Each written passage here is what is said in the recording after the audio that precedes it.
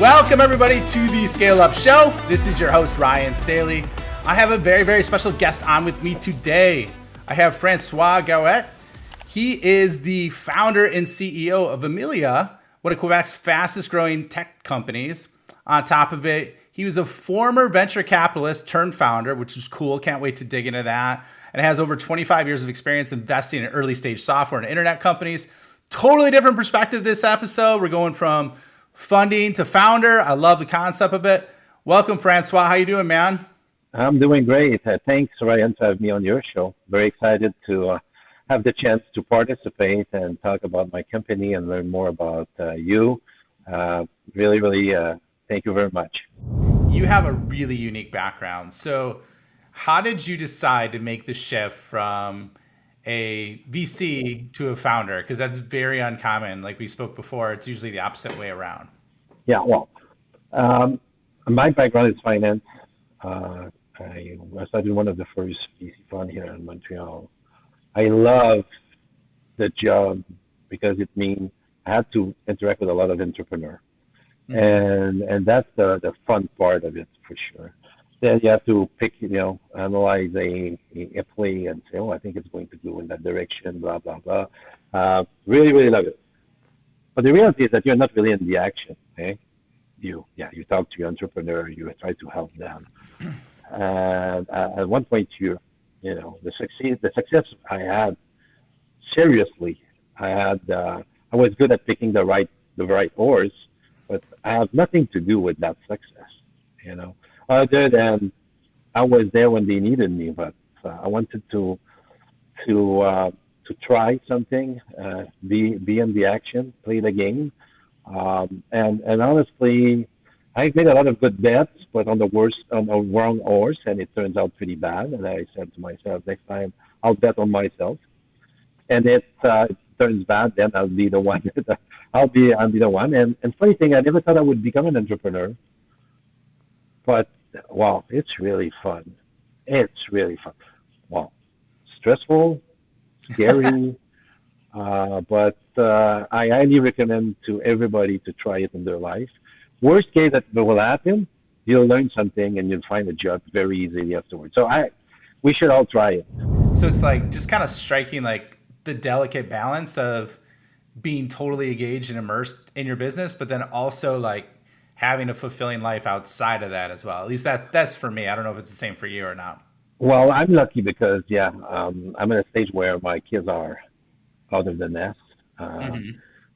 My girlfriend also.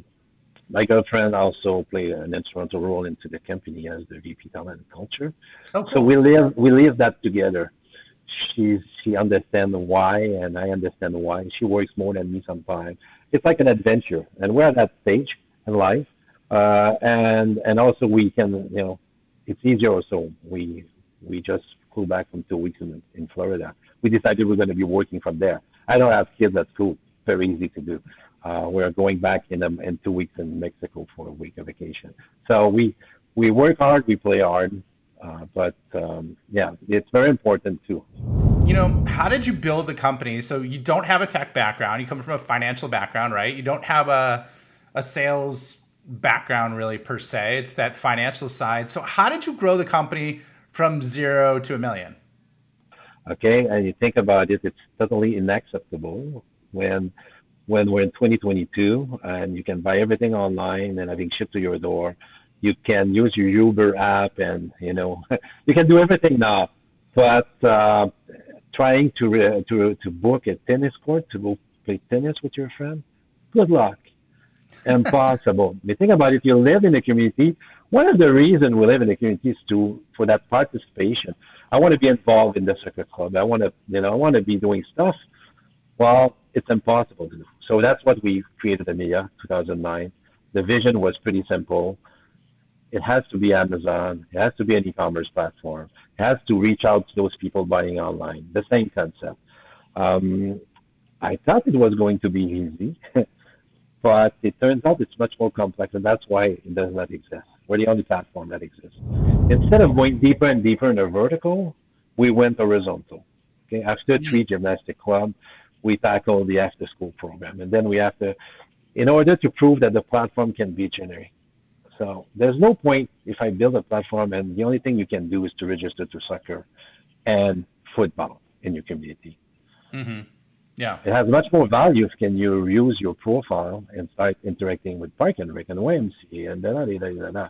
So to me, it was really, really important that we go horizontal. Let me ask you this. What's the single best way to grow revenue for a platform as a service, kind of like your solution? That's a good question. I think product led would be the best. And word of mouth in my case. I'll give you an example. So we've been working only on the organization side. So I've got 1,000 organizations, and 1,000 might seem a lot, but it's like nothing. There's about 500,000 in the U.S. that we can tackle. Wow. We've got 60 Park and Rec. There's 30,000 in the U.S. It's huge, huge, huge market. Nobody see it. Nobody cares about it until you interact with it. So word of mouth and is going to be very, very important in product led. Because reaching out to those people, all those people, is very, very difficult. So out of the 1,000 organizations, that's equal about 5 to 10,000 admin. But we have 5 million unique user profiles on the platform. And that's the user that drives the adoption.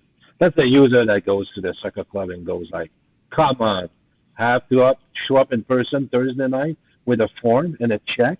Mm-hmm. Are you kidding me? And then I'm getting at the counter, they look at me, sorry, we're full. Well, that's the state of the, hey? So we're going to be starting to enable more of those users to start having them push. And that's why we got the first 60 Park and Rec in the U.S., because those executive directors were really early adopters. And they say, hey, I have to serve my customer. It's all about serving my citizen. My citizen doesn't want to call me to book something. My citizen expect me to be like Amazon, like all of those sites. Okay? And this is where the market is going. But the user is really key for us. Okay. You're a doer, man. You spend most of your time executing. Well, you know what? I think what would most describe me, I hired the best people at their job, and I let them do it. I know nothing about sales. I know nothing about nothing. And my whole purpose in life is to build a business where I can play golf all the time and be rich out of it. Okay? That's kind of weird. I don't have an ego. I don't care. I'm building something that's going to be big, that's going to be sustainable. I love my employee. They love Amilia. We're all in the same boat. Other than that, I'm not going to listen to a podcast on sale because that's not my job. I don't care. Right. Hire someone for that. So where can people find more about you, François? Where can they find out more about Amilia? And then we'll wrap things up. Yeah, well, definitely on our website, amilia.com, especially if you think you can bring us a lot of value as in marketing and sales. We're looking for people like anybody else. We are on LinkedIn. We publish a lot of content on LinkedIn and Facebook. Other than that, that's pretty much it. Inquire. If people want to know about us, reach out to us. We are really, really nice people at Amilia. We love to help the community. We love to help each other. There's only one. At Amilia, we define ourselves as a million. We have our own icon, I would say, not icon, I'm looking for the right word, but and there's only one word you have to remember if you're an Amilian. It's care. At Amilia, we care. We care to do the right thing. That's excellent. Well, thanks for being on the show, man. It was great hearing your perspective, and I love the journey that you have. It's completely different than I think anybody else I've interviewed. So it was awesome to hear your perspective and your vision, and I know you guys will do well. Well, thank you very much for the chance to talking with you, and watch for Amilia coming to your town one day and have your wife saying, "Oh, I just had the best experience of my life." A company called Amilia, and you'll say, "I know that guy." All right, awesome. Thanks, François. Thank you very much. Bye bye.